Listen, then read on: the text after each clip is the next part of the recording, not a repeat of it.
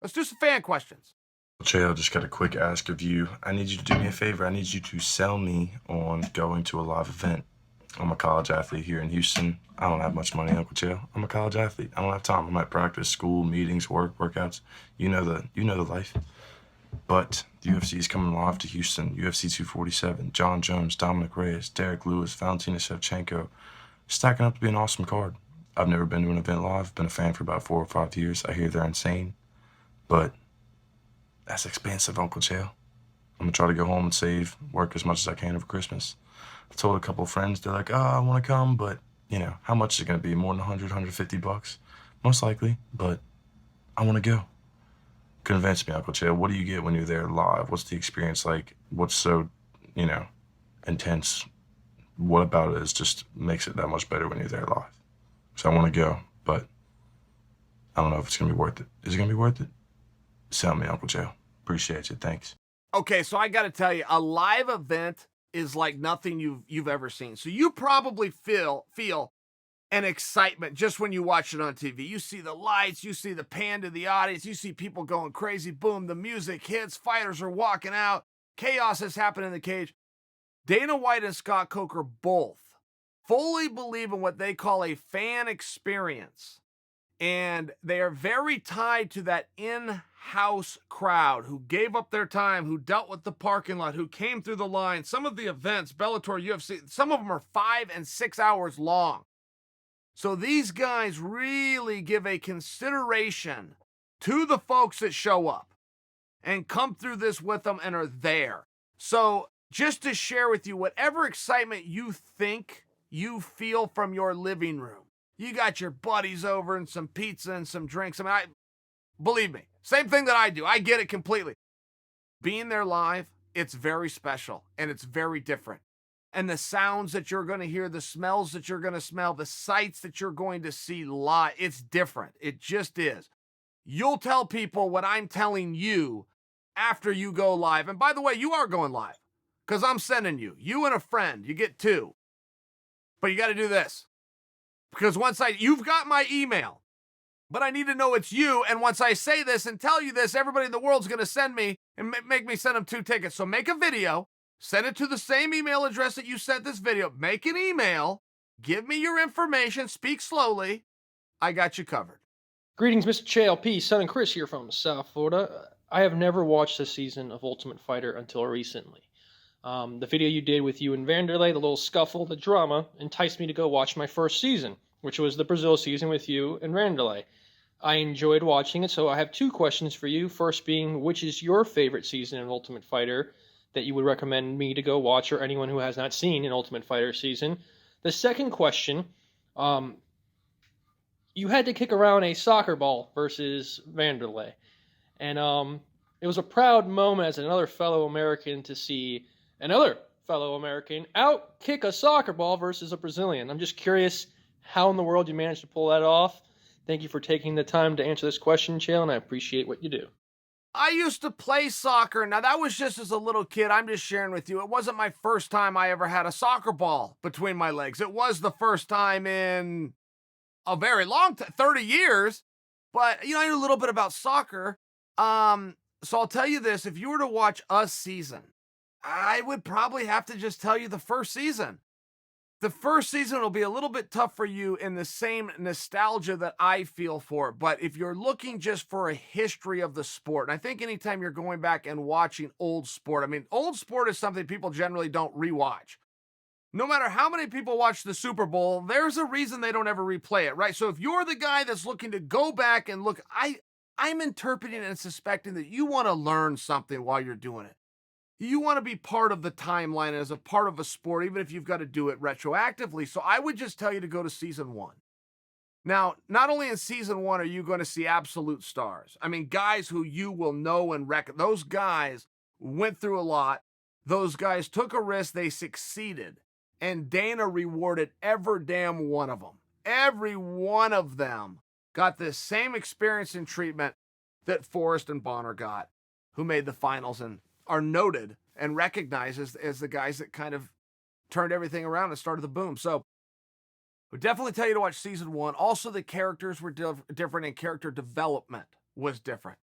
On season 17 of The Ultimate Fighter, it began to be looked at as less of a reality show that had to do with drama and more of the true reality that this is just a documentation of the toughest tournament in all of sport.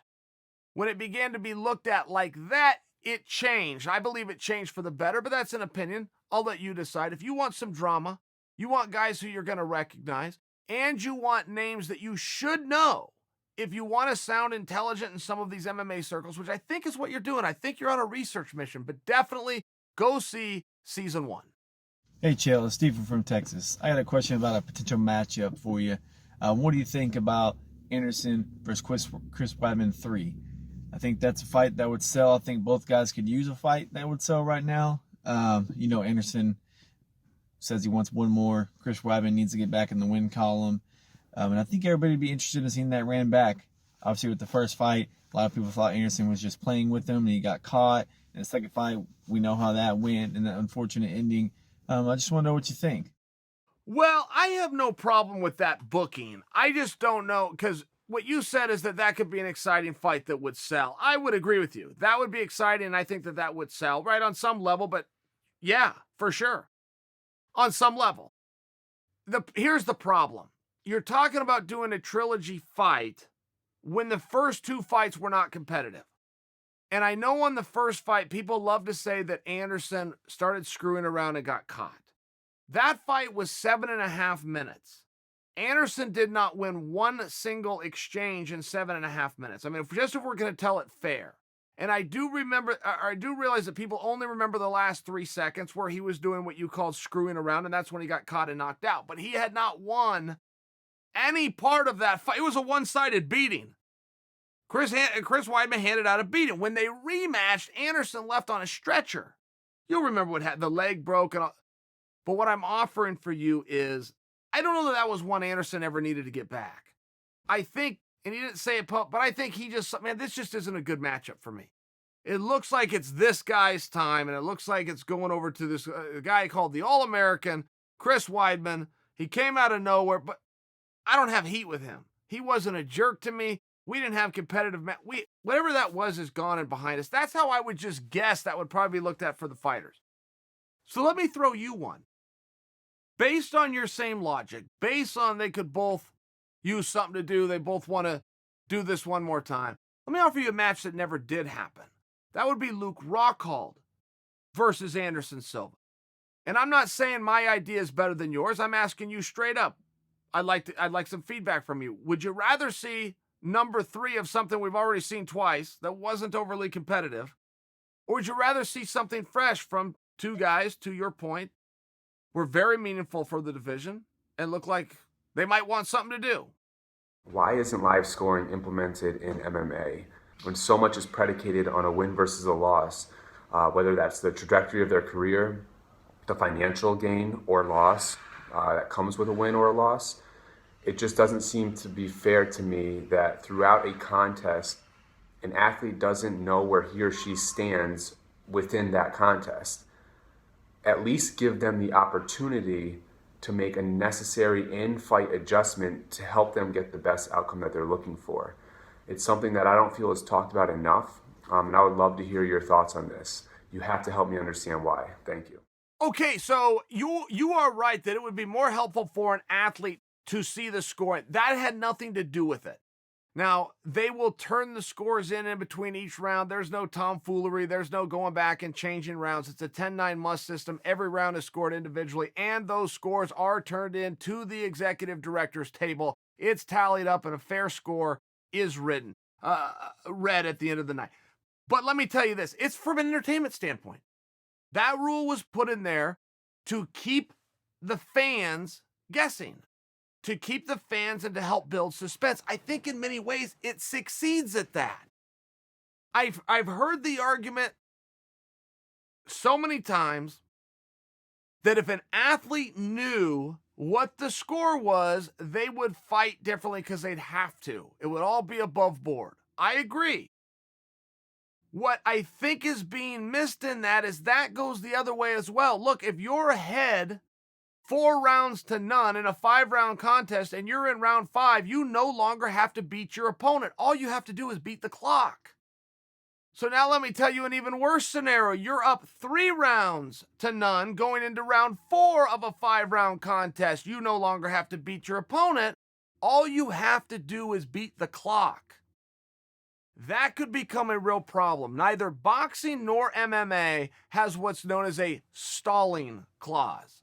Everything else does that's combat related. You must go forward. You must engage. If everybody boxed the way Sugar Ray Robinson boxed, you'd have 2 guys running away from each other. If everybody boxed the way Floyd Mayweather boxes, you'd have 2 guys running away from each other. But that's allowed. Even Muhammad Ali was going backwards the whole time, which in wrestling would be called stalling. You can't do that.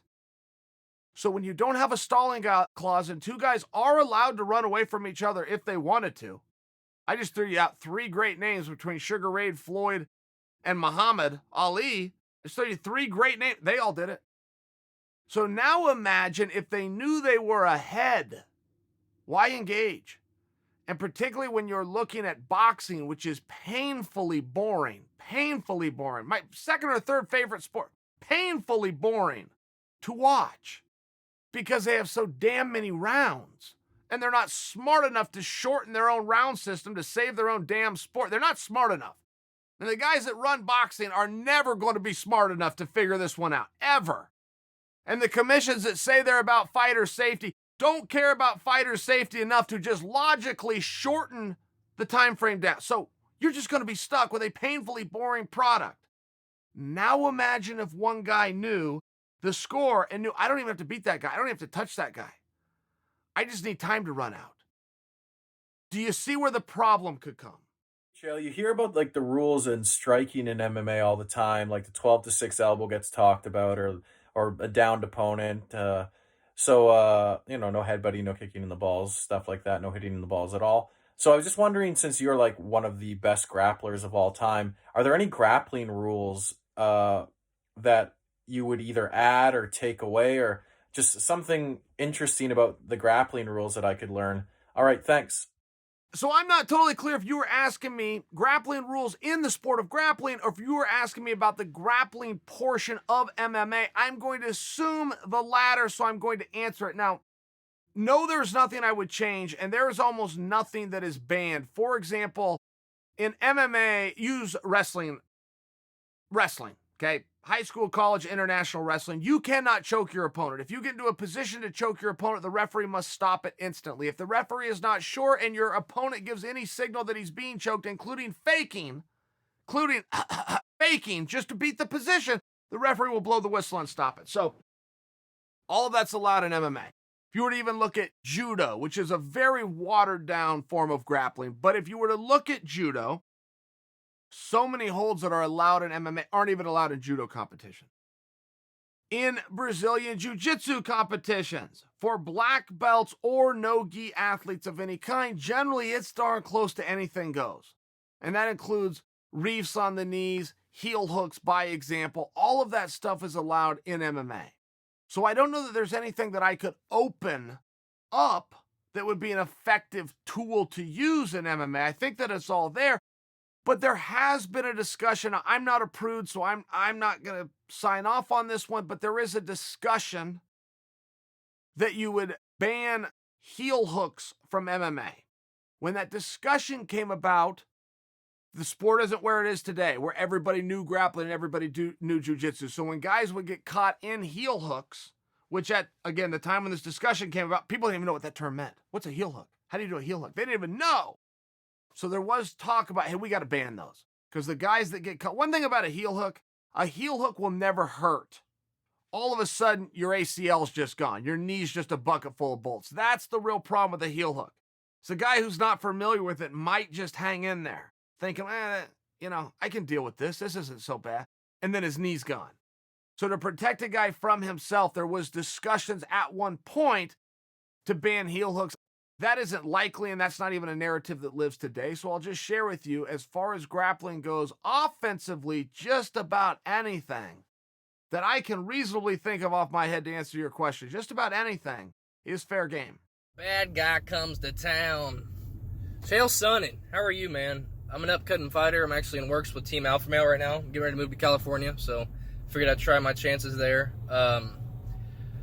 Like I said, I'm an up-and-coming fighter, and I've spoke to a lot of people. And what's your best styles of fighting for in the cage? Now, from what I've gathered, it's wrestling and Muay Thai. Now, for the distancing, I'm thinking Taekwondo, Kyokushin, Karate. Am I wrong about that? And what are your favorite styles for in the cage? What do you like to see? Thanks, Chael. Well, and that answer changes a lot. It seems like every right around 7 to 8 years, we've got to revisit that very topic. I mean, I can certainly remember the day when jiu-jitsu was all you needed, and then a guy named Dan Severn come along, followed by a guy named Mark Coleman came along, followed by a guy named Randy Couture. Wrestling was all you needed. But then a guy named Maurice Smith slipped in there about the same time as a guy named Marco Huaz slipped in there. And that's where Muay Thai started to get its build up from. And having a little wrestling, just enough for defense to keep the fight in the realm that you wanted. And then guys really started to explode from there. So I would tell you that wrestling is a prerequisite to fighting at some level. I do not believe that you need to be an NCAA wrestler or a world or Olympic level wrestler. That's just not what we're seeing. We're seeing guys with very sloppy wrestling, very poor wrestling even, but they've got a good enough understanding to stay out of it. They've got a good enough understanding when that opponent changes elevation and attempts to clump forward to get their hips back to square, to do what Nate Quarry calls anti-wrestle. One thing a wrestler needs is he needs a dance partner to wrestle back. As soon as he doesn't wrestle back, it's like if you and I are fighting right now, fight breaks out between you and I right now. No matter how much harder I can hit than you or much skill, is there anything I can do to hurt you? I mean, you see the problem? I need you here. I need you playing along. I do agree with you that wrestling on some level, and also equally as important, would be understanding jiu-jitsu on some level. You would not have to be a Mundals or a Submission Underground or an Abu Dhabi anything, but you would need a very good understanding, 6, 7, 8, 12 good months. And then it would come down to what kind of striking you wanted to do. After that, it's a lot about timing and competition. But as far as actual sports and skills go, to try to mix them all together, I mean, look, they've got gyms now that only are doing mixed martial arts. It used to be you got to box over here and kickbox over here, wrestle on this day, jiu-jitsu on this day, try to get a fight 2 times a year, figure it all out in the ring. And that was a level playing field because your opponent was doing the same thing. But now they've got gyms where kids are starting at 9 and 10 and 12 and 14 years old only doing MMA. So yes, we could still break it down under the old school mentality of different arts, or can just find one of these hybrid cross gyms that are doing it all from day one.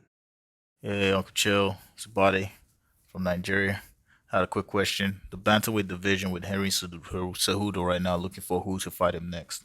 Well, Henry Cejudo is sitting pretty. Obviously, Dominic Cruz, he can fight that. But I got an interesting one. We got 3 fights coming up. We got Jose Aldo fighting Moraes. We have Sandagan fighting Edgar next year. And then we also have that same card. We have Uriah fighting Peter Yan. Now, if all 3 of them win, all 3 legends, Edgar, Uriah Faber, Aldo, win their fights, who do you want to see step up to fight Henry Cejudo next? Okay, look, I love everything that you're doing, and if I have to choose between those 3, I don't know that you have a bad one. I don't know how likely Frankie Edgar is right now. I think he's going to need more than just 1 win.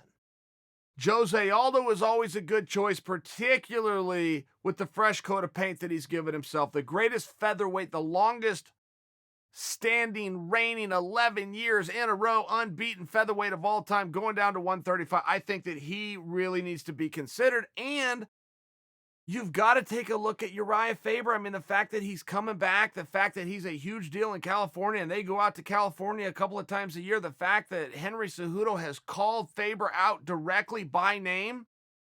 I mean, between those 3, I think that you've really done a good job of narrowing it down. For some outside reason, I'm a little bit more bullish that it's still coming to the table is going to be Dominic Cruz. Again, it just comes down to what Cejudo wants. Cejudo seems to be pretty aggressive. He likes the names you just threw out, but he seems to be pretty aggressive towards Dominic. Dominic doesn't have a dance partner right now. For whatever reason, I feel that one is still a player. Chael, this is Peter from Romania. Just a quick question for you, mate. How do you feel about the fact that McGregor is fighting Cerrone and instead of Gaethje? Do you think he chose Cerrone because he's afraid of Gaethje, that he doesn't think that he can beat Gaethje? Do you think that's a possibility? Because in my opinion, the chances that Gaethje wins, in a Conor match, are honestly quite high. And I think he chose the easy path to probably another title match. Who knows? But I think the Gaethje fight made much more sense. I don't think people are that interested in a Cerrone fight. So, how do you feel about it? Thank you, mate. Cheers. Yeah, I'll tell you, Gaethje is a hard night out. I mean, if you think that that's the point you're trying to prove, allow me to concede you're there. In many ways, though, and I must also tell you, I don't think that any reasonable person can tell you that Conor McGregor is afraid or Conor McGregor is a coward. I just don't think you can do that. And so many people keep thinking that Donald Cerrone cut the line in front of Gaethje. Don't forget, this fight's at 170 pounds. Gaethje's not in the discussion. Now, before Gaethje comes and fires back, I would have gone to 170. Yeah, I understand that you would have. Frankie Edgar would have gone to 170. Okay? Betch Carrera will go to 170. I mean, anybody will go where they have to go to fight McGregor, but Donald Cerrone lives a lot of his life at 170 pounds. He just got done fighting Tony Ferguson, and guess where that was? 170 pounds. So I do think that the dialogue that Conor chose Cowboy and passed over Gaethje, I don't know that, I feel like we're saying apples and oranges here. It's not the same weight class, and I think people forget about that. Moreover, and that wouldn't even be my strongest point. My more stronger point would be the fact that Justin Gaethje is coming off a win. And historically, guys coming off wins take on guys with wins. Guys coming off losses take on guys with losses. What seems to have happened here is Conor has separated himself from the world of MMA for so long. A lot of people forgetting he lost his last fight. Matter of fact, he lost his fight before that. Now, they were damn hard fights. The greatest boxer of all time in Mayweather versus the greatest lightweight of all time in Khabib. No skin off Conor's teeth, but to the premise that Conor is coming off a loss, Cowboy is coming off it seems that is actually in line with the world of it making sense, in addition to the fact that it's at 170 pounds. And I don't think Conor is looking for anything less. My own opinion, I believe he's coming straight for George Masvidal. Masvidal is at 170 pounds.